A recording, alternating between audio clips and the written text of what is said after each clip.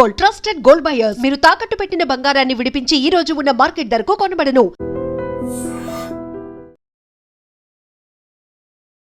అమెరికాలో అత్యంత విషాదకరమైనటువంటి సంఘటన. ఎందుకంటే ఇద్దరు మన తెలంగాణ అమ్మాయిలు, దట్టు మహబూబాబాద్ జిల్లాకు సంబంధించిన అమ్మాయిలు, పల్లెటూరులో వాళ్ళ తల్లిదండ్రులు ఉంటారు.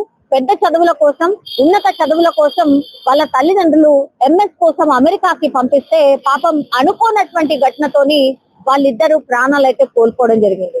యాక్చువల్లీ అక్కడ వాళ్ళు వాళ్ళ ఫ్రెండ్స్ తో కలిసి ఒక 28 మంది మొత్తం ఒక టూర్ లాగా వెళ్తూ ఉన్నటువంటి సమయంలో ఈ ట్రూప్ లో ఉన్నటువంటి 3-4 కార్లలో వీళ్ళందరూ కలిసి ఒక టూర్ కని వెళ్తున్నటువంటి టైంలోనే అనుకోకుండా మరి ఏం జరిగిందో తెలియదు కానీ వాళ్ళు ప్రయాణిస్తున్నటువంటి, వాళ్ళు కూర్చున్నటువంటి కార్ ఏదైతే ఉందో పూర్తిగా లోయలో పడిపోయింది.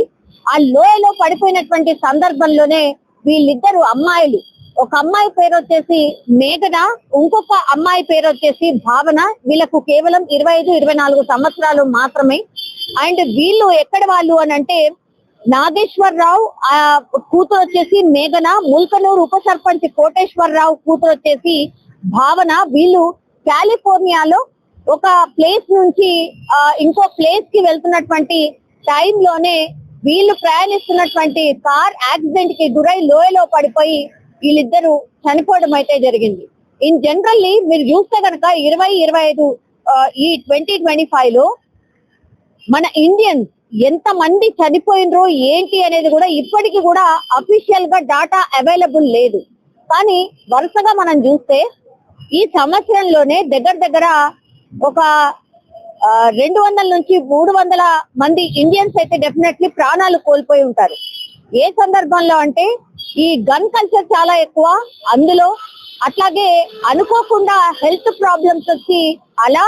అండ్ ఇంకోటి ఏంటంటే ఈ పోలీసులు కూడా పోలీసుల నుంచి తప్పించుకోబోయి లేకపోతే దొంగతనం చేస్తూ పట్టుబడి ఇట్లా రకరకాల కారణాల వల్ల పోలీసులు షూట్ చేసి చంపిన సందర్భం ఒకటి.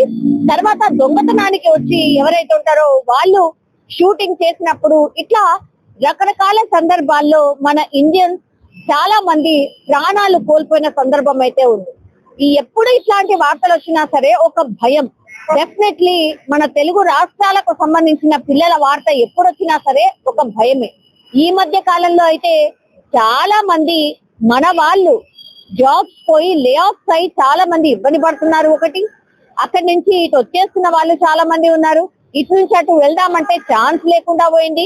H1B వీసా ఏమైతుందో తెలియదు. అండ్ అసలు వీసా ఏ రకంగా అయినా ఉండదు, అవుతుందా అని అంటే చాలా చాలా కష్టము అనేదే ఈ మధ్య కాలంలో మనం వింటూ ఉన్నాం. సో అమెరికా అంటేనే ఒకలాంటి భయం అయిపోయింది. గతంలో అమెరికా అంటే అమెరికాకి క్యాంపింగ్ అయిందంటే లైఫ్ సెట్ అయిపోయింది అనుకునేవాళ్ళు. కానీ అమ్మో అమెరికానా అనే దాకా మన పరిస్థితి అయితే వచ్చింది. ఇది అఫ్ కోర్స్ అనుకోనటువంటి సంఘటన. మహబూబాబాద్ కి సంబంధించిన ఇద్దరు పిల్లలు పాపం ఎంఎస్ చదువుతూ వాళ్ళేదో వాళ్ళ ఫ్రెండ్స్ తోని కలిసి విహారయాత్రకు వెళ్తుంటే అనుకోనటువంటి సంఘటనలో ప్రాణాలు అయితే కోల్పోయినారు. తల్లిదండ్రులు పూర్తి స్థాయిలో శోకసంద్రంలో మునిగిపోయారు. వాళ్ళు ఒకటే రిక్వెస్ట్ చేస్తారు, ఇంకేం చేస్తారు, ఎంత తొందరగా అయితే అంత తొందరగా మా అమ్మాయిల మృతదేహాల్ని మాకు అప్పగించండి. అదే వాళ్ళు చేస్తున్నటువంటి రిక్వెస్ట్.